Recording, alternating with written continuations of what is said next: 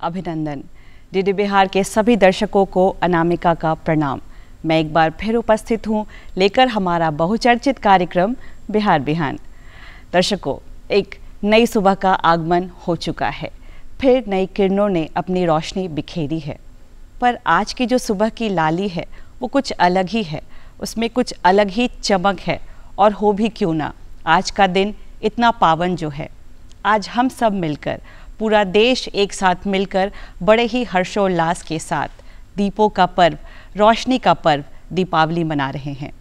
रोशनी के इस पर्व पर हम सब मिलकर असत्य पर सत्य की, अंधकार पर प्रकाश की, आशंका पर उम्मीद की जीत मना रहे हैं। दर्शकों, हर पर्व का अपना अलग रंग होता है, अपना अलग महत्व होता है। और दीपावली एक ऐसा पर्व है जिसका आनंद एक दूसरे के साथ मिलकर मनाने में है, जब हम अपना और पराये का अंतर भूल जाते हैं। आज दीपावली के इस शुभ अवसर पर पूरे बिहार बिहान की टीम की ओर से मैं आप सभी को ढेरों शुभकामनाएं देती हूं और ये कामना करती हूं कि आपके जीवन में सुख और समृद्धि का आगमन हो और हम ऐसे ही हर खुशी, हर पर्व एक साथ मिलकर मनाएं। तो चलिए, इसी उम्मीद के साथ कार्यक्रम को शुरू करते हैं। बढ़ते हैं पहले सेगमेंट अनमोल वचन की ओर, जिसमें हम महापुरुषों की बातें आपसे साझा करते हैं ताकि आप उससे सीख लेकर उसे अपने जीवन में उतार सकें। तो आइए देखते हैं अनमोल वचन।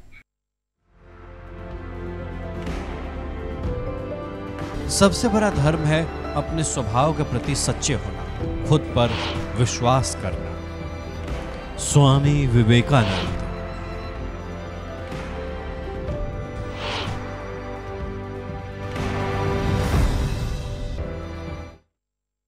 इन ज्ञानवर्धक बातों के बाद आइए बढ़ते हैं उस सेगमेंट की ओर जिसका आप सबको बेसब्री से इंतज़ार है। दर्शकों, हमारी संस्कृति आदिकाल से ही समृद्ध रही है। यहाँ के तीज त्योहारों से हमारी संस्कृति संपन्न रही है और उसमें से एक त्यौहार की अगर बात करें तो है दीपावली का त्यौहार, जिसका अपना अलग ही इतिहास है, अलग ही मान्यताएं हैं। आज के कार्यक्रम में हम दीपावली से जुड़ी मान्यताएं, क्या परंपरा है जो आदिकाल से, जो पहले से चली आ रही है, इस बारे में पौराणिक कथाएं क्या हैं, इस बारे में हम विस्तार से जानेंगे। और इस पर बात करने के लिए आज हमारे साथ स्टूडियो में हैं छोटी पटन देवी, पटना के आचार्य अभिषेक अनंत। तो आइए इनका स्वागत करते हैं। बहुत स्वागत, अभिनंदन सर बिहार बिहान में आपका। आपको जी सर, आज हम सब दीपावली का शुभ पर्व मना रहे हैं।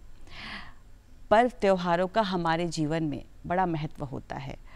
अगर भारतीय संस्कृति की बात करें तो हमारी भारतीय संस्कृति में इन पर्व त्योहारों का क्या महत्व है, क्या कहेंगे अपने शब्दों में? हमारे पर्व और त्यौहार जो है भारतीय संस्कृति में इसलिए बनाए गए हैं कि समय समय पर लोगों में उत्साह, ऊर्जा का संचार हो, सामाजिक एकता बनी रहे, लोगों में प्रेम, वात्सल्य, ममता, दया, करुणा, इन सब का भाव जो है त्योहारों के द्वारा प्राप्त हो, इसलिए त्यौहार मनाए जाते हैं। क्योंकि सामाजिक रूप से देखा जाए तो एक मिट्टी का सामान बनाने वाला व्यक्ति से लेकर कपड़ा बेचने वाले, जूता बेचने वाले, अन्य अन्य सजावट से संबंधित जितने सामग्री देख लीजिए, खाद्य सामग्री देख लें, मेवा है, मिष्ठान है इत्यादि,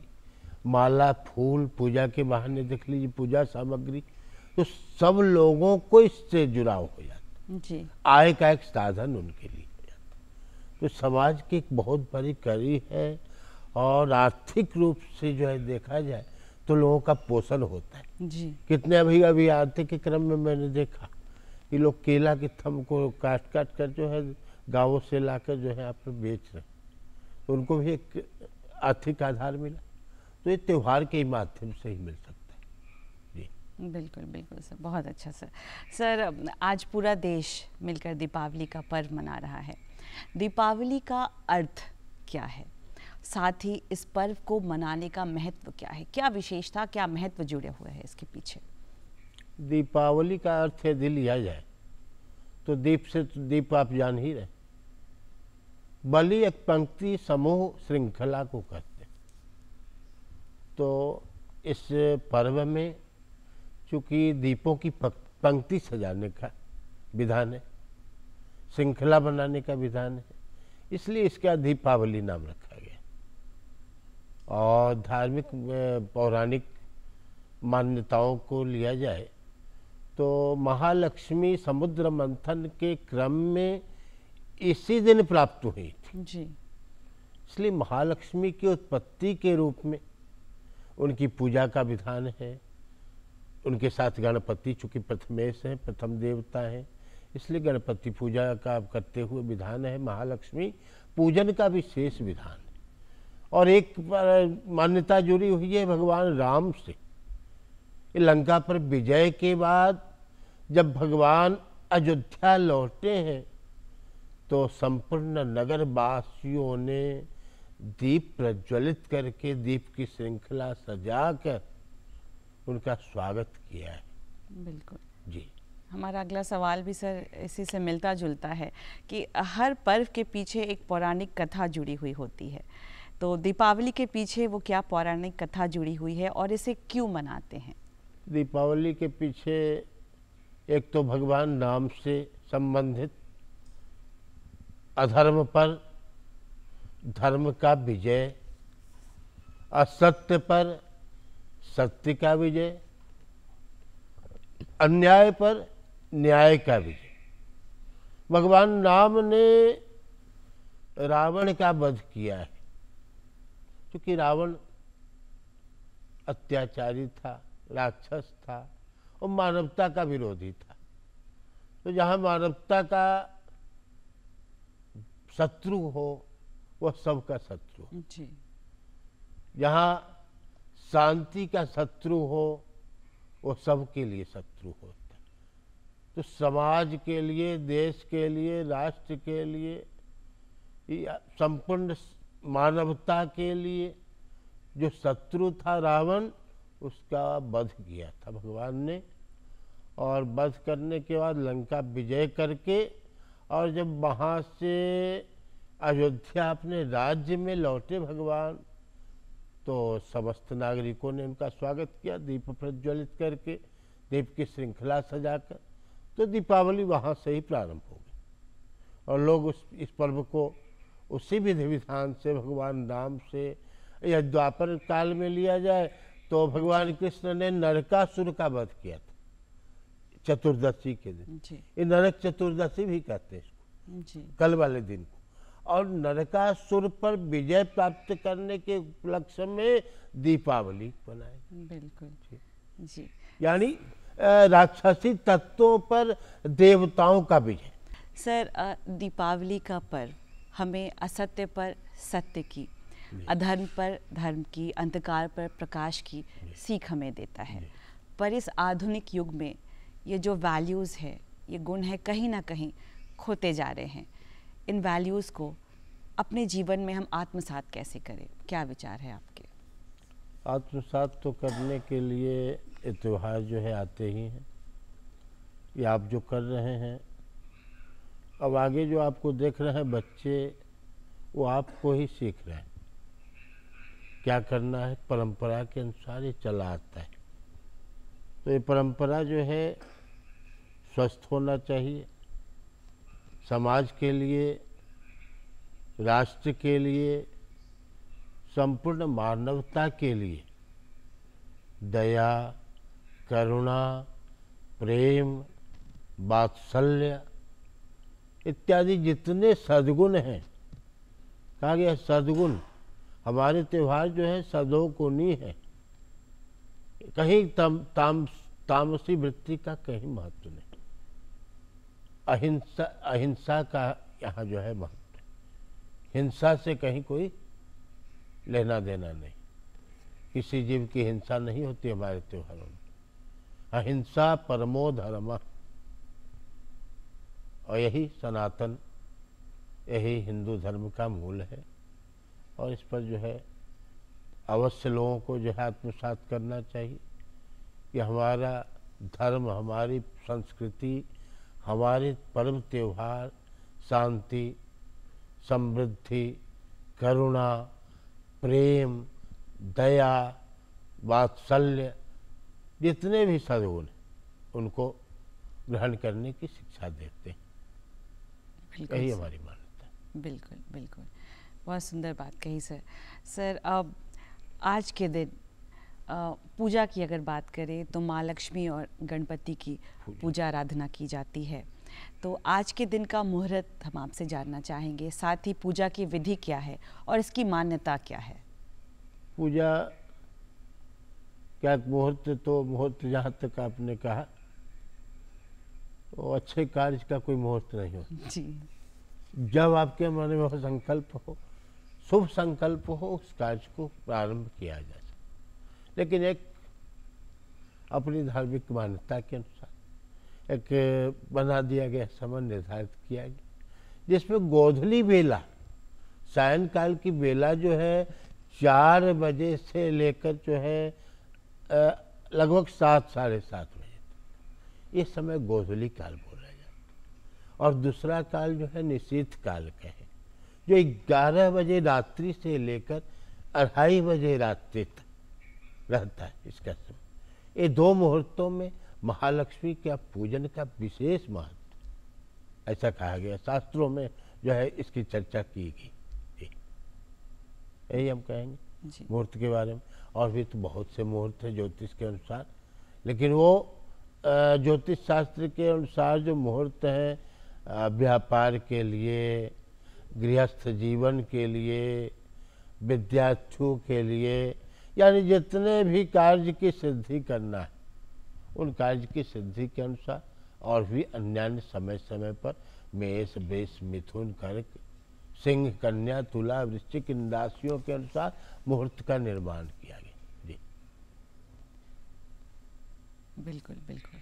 सो इसकी मान्यता क्या जुड़ी हुई है जो हम लक्ष्मी गणपति की पूजा करते हैं। महालक्ष्मी चूँकि उत्पन्न हुई है इस दिन समुद्र मंथन के क्रम में, जब देवताओं और दानवों ने मिलकर समुद्र का मंथन किया था पौराणिक काल में, तो इसी दिन महालक्ष्मी की उत्पत्ति हुई थी, समुद्र मंथन के द्वारा। समुद्र बसने देवी महालक्ष्मी के बारे में कहा गया है, समुद्र जो है जिनका वसन है, समुद्र ही जिनका आवास है, समुद्र से ही जो है उत्पन्न हुई, सागर उत्पन्न। बिल्कुल बिल्कुल, वो महालक्ष्मी है जी। और महालक्ष्मी का चूंकि जन्म हुआ है, तो जिस तरह अपना जन्म किस तरह से बर्थडे करते हैं, तो महालक्ष्मी का ही जन्म उत्सव है।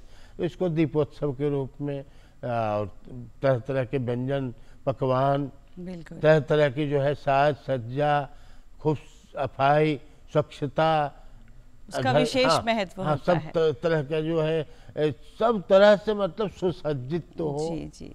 वातावरण से लेकर घर बाहर, पेड़ पौधे, वृक्ष लता जितने भी है सबकी सफाई हम लोग। बिल्कुल, कहने का अर्थ है कि स्वच्छता का खास महत्व होता है इस पर्व में। बिल्कुल सर, हम इसे कई तरीके से जोड़ सकते हैं दीपावली के पर्व को। अगर हम मौसम की बात करें, ऋतुओं की बात करें, तो बसंत ऋतु जब आता है तो ठंड के मौसम का समापन होता है। वहीं फागुन की अगर हम माह की बात करें तो गर्मी की शुरुआत के रूप में उसे देखा जाता है। और दीपावली जिस माह में पड़ता है, कार्तिक का माह, जिसे बहुत पवित्र और पावन माना जाता है और इसे भी ठंड के शुरुआत के रूप में देखा जाता है। तो जब नए नए मौसम आते हैं, अपने साथ नए नए तीज त्यौहार लेकर आते हैं, तो इसकी विशेषता के बारे में बताइए कुछ। ये शरद ऋतु का त्यौहार है। दीपावली शरद ऋतु का त्यौहार होने के कारण इसमें ऋतु परिवर्तन होता है। जिस तरह बसंत के समय ऋतु परिवर्तन होता है, एक गर्मी का जो ग्रीष्म ऋतु का प्रारंभ का काल होता है उसे बसंत कहते हैं। उसी प्रकार ये शिशिर ऋतु जाड़ा के प्रारंभ का काल है, इसे शरद ऋतु कहते हैं। और शरद ऋतु के अनुसार जो खान पान है, इसके अनुसार आचार विचार हैं, रहन सहन है, उनकी मान्यता के लिए उनको लोग जो है ग्रहण करें, इसके लिए बीच बीच में अच्छे अच्छे पर्व त्योहार परंपरागत रूप से जो है मनाए गए हैं जी। कि जिससे सामाजिक सौहार्द, एक ऊर्जा, उत्साह, क्योंकि एक त्योहार जो है उत्साह और उमंग लेकर आता है, बिल्कुल। ऊर्जा लेकर आता है। यदि बीच में त्योहार न पड़े और पर्व जो है न आए तो लोगों में एक विशेष उत्साह का संचरण नहीं होगा। बिल्कुल सर। तो एक विशेष संचरण करने के लिए ऊर्जा का, उत्साह का, उमंग का, क्योंकि अपने कार्य प्रणाली में जुड़े रहने के लिए एक अवधारणा है, ऐसी शास्त्रीय अवधारणा है कि बीच बीच में गणपति पूजा, महालक्ष्मी पूजा, दुर्गा पूजा, इस तरह पूजा का जो है उससे एक ऊर्जा और शक्ति जो है मिलती है। तो सर अगर हम दीपावली के दिन पारंपरिक व्यंजनों की बात करें तो वो क्या व्यंजन हैं, वो क्या पकवान हैं जो बनाए जाते हैं, और ख़ास करके अगर बिहार की बात करें तो वो क्या विशेष चीज़ें हैं जो पकाई जाती हैं या जो भगवान को भोग लगता है या जो आमतौर पर उस दिन विशेष कर बनाया जाता है? से जो है खीर का महत्व है, मेवों का खीर, मखाना का खीर, चावल के खीर में भी मेवा इत्यादि डालकर बनाने का विधान है। तो इस तरह अनेक प्रकार के मिष्ठान्न युक्त व्यंजन, दूध से निर्मित जो भी व्यंजन है उनका विशेष महत्व इस त्योहार में जो है विशेषकर, चूँकि बच्चे उत्साह के साथ जुड़े रहते हैं, पटाखा इत्यादि जो है फोड़ने में या देखिए खेलने कूदने में जो है विशेष रूप से, तो बच्चों को जो है विशेष तरह के जो है व्यंजन देकर उनको जो है प्रसन्न करने की, और जो भी आए आपके यहाँ अतिथि आए, अभ्यागत आते हैं त्यौहार में मिलने जुलने के लिए, तो उनके एक मिठास के रूप में एक मधुरतापूर्ण वातावरण स्थापित हो, उसके लिए तरह तरह के व्यंजनों की परंपरा है। जी बिल्कुल बिल्कुल, बहुत अच्छी बात कही सर। सर अगर दीपावली पर्व की बात करें तो इसे हर उम्र के लोग, हर तबके के लोग, चाहे वो किसी भी पृष्ठभूमि से आ रहे हों, बड़े ही उत्साह और उमंग के साथ मनाते हैं। इसका बच्चों में अलग खुशी उत्साह देखने को मिलता है इसको लेकर। गृहस्थ जीवन की बात करें तो महिलाओं में भी अलग ही उत्साह और अलग ही उनका जोश दिखाई देता है। व्यापारियों के लिए ये अलग महत्व रखता है, इसके बारे में क्या कहेंगे? बहुत अच्छा प्रश्न आपका, बहुत सटीक प्रश्न आपने किया। व्यापारियों के लिए तो देखिए व्यवसाय जो है वृद्धि हो, नए लोग जुड़े, उनसे इतने नए नए लोग जुड़ेंगे, तो महालक्ष्मी जो है वो व्यापार की देवी है, धन की देवी है, व्यापार की देवी है, संपत्ति समृद्धि की देवी है। इसलिए व्यापारियों के लिए महत्वपूर्ण तो है ही, व्यवसायियों के लिए। घर में जो है महालक्ष्मी का निवास हो तो घर की लक्ष्मी महिलाएं होती, घर की महिला यदि नहीं हो तो लक्ष्मी वहाँ निवास नहीं करती। शास्त्र में कहा गया है, यत्र नार्यस्तु पूज्यन्ते रमन्ते तत्र देवता। जहाँ घर की नारी की पूजा होती है वही महालक्ष्मी का निवास होता है, बिल्कुल वही सभी देवता निवास करते हैं। उनके लिए तो विशेष महत्व कि उनके अपने घर को अच्छे ढंग से सजाएं, संवारे, लोगों में जो है एक माहौल अच्छा, सौहार्द का वातावरण हो, प्रेम का, शांति का, समृद्धि का वातावरण हो, ये उन पर निर्भर करता है। तो घर में, घर की लक्ष्मी, गृह लक्ष्मी जितनी समृद्ध होंगी उतनी महालक्ष्मी जो है समृद्धि लेकर घर में आएगी। यही दीपावली का महत्व। बिल्कुल जी बिल्कुल सर, बहुत सुंदर बात कही आपने। सर अभी हमने पिछले कुछ दिनों पहले दशहरा का पर्व मनाया जिसमें हम माँ दुर्गा की आराधना करते हैं, शक्ति की आराधना करते हैं। दीपावली में हम महालक्ष्मी की आराधना करते हैं। तो एक तरह से इसे महिलाओं की जो शक्ति है, जो हर घर में की जो महिलाएं होती हैं वो लक्ष्मी होती हैं, जो सुख और समृद्धि अपने साथ लेकर आती हैं। तो बहुत अच्छे तरीके से आपने इसे जोड़ा है, समझाया है। दुर्गा सप्तशती में भी कहा गया। जी जी बिल्कुल। विद्या समस्ता स्तवदेव विभेदा स्त्रिया समस्ता सकला जगत्सु। जितने ही विद्याएं हैं वे सब माँ तुम्हारे ही स्वरूप हैं। बिल्कुल और संसार में जितनी ही स्त्रियां हैं ये सब आपके ही स्वरूप हैं, आपके ही स्वरूप हैं। तो जब तक जो है भगवती के स्वरूप में नहीं आपको देखेंगे तो भगवती की प्राप्ति नहीं होने वाली। तो हमारे शास्त्र कहते हैं कि विद्या समस्ता स्तवदेव वेदा स्त्रिया समस्ता सकला जगत्सु। तो अब घर की महिलाओं को भी महालक्ष्मी का स्वरूप समझना चाहिए। और महालक्ष्मी का स्वरूप तब समझेंगे जो अपने अंदर सदाचार, दया, प्रेम, ममता, वात्सल्य, करुणा, ममता, जी, ये सब भरा रहेगा, पूरा रहेगा, तब न महालक्ष्मी का स्वरूप बनेंगे। बिल्कुल। तो उनको धारण करना चाहिए जी, घर जी। की महिलाओं को।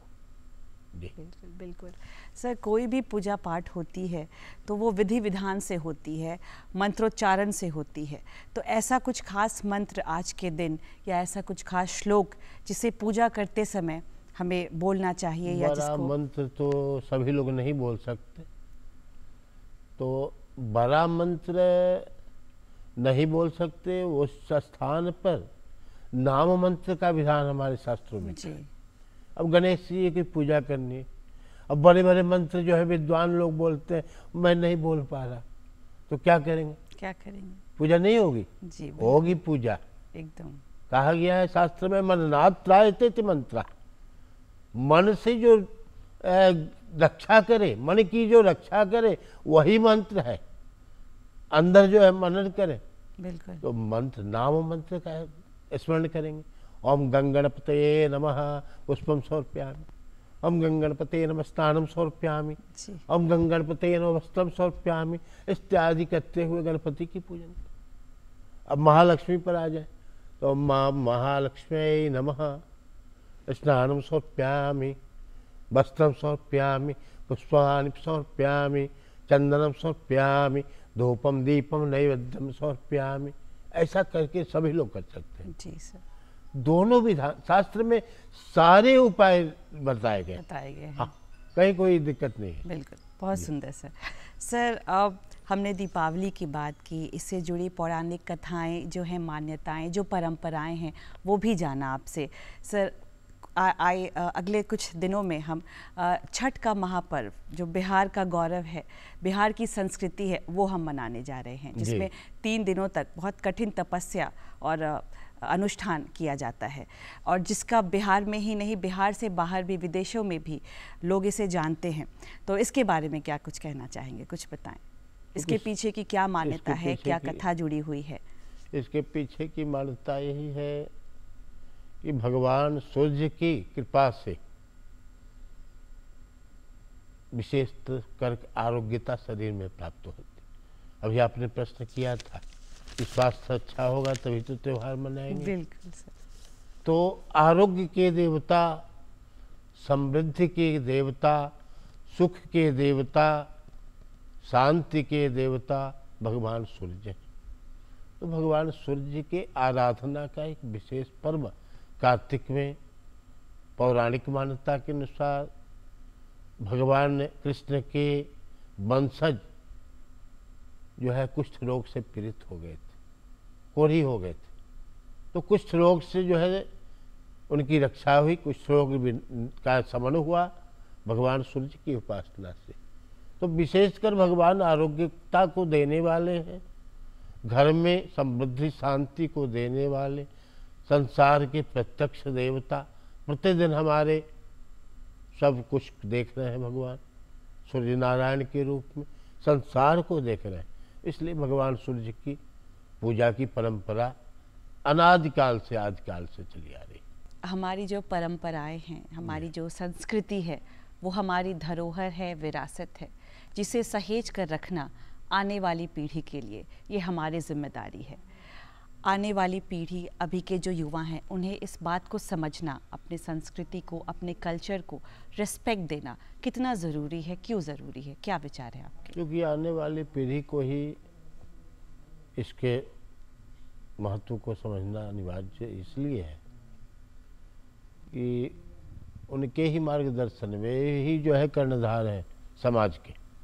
उनको ही जो है परंपरा, अपनी संस्कृति, अपना जो मूल्य है, सामाजिक मूल्य, मानवता का जो भी गुण है उसको लेकर संभाल कर चलना है कि आगे समाज में एक सौहार्दपूर्ण वातावरण बना रहे, एक जो है सांस्कृतिक वातावरण बना रहे, एक जो परंपरागत रूप से हम लोग जो है ऊर्जा, उत्साह, उमंग त्योहारों के द्वारा प्राप्त करते हैं, उसे युवा पीढ़ी ही, युवा वर्ग ही आगे लेने का जो है, उठाने का जो है कार्य कर सकते हैं। उनके कंधे पर ही यह भार है जी। हाँ, क्योंकि उन्हीं के द्वारा ही जो है समाज का निर्माण होता है। वे जब मजबूत होंगे सभी तरह से, तभी समाज मजबूत होगा। बिल्कुल सर। जी जी सर, जाते जाते आज के इस शुभ दिन, शुभ मौके पर हमारे दर्शकों को क्या कुछ कहना चाहेंगे? आप दर्शकों को तो यही मैं कहना चाहूँगा कि उमंग उत्साह से इस त्यौहार को मनाएं और अधर्म, अन्याय, अत्याचार जितनी ही बुराई हैं उनका खुलकर विरोध करें। उसमें कहीं किंतु परंतु नहीं, उसका खुलकर विरोध करें। जी यही हमारा जो है। बिल्कुल सर, आप कार्यक्रम में आए, इतनी तमाम जानकारियाँ आपने हमसे साझा की, इसके लिए आपका बहुत बहुत आपको धन्यवाद। भी बहुत बहुत धन्यवाद।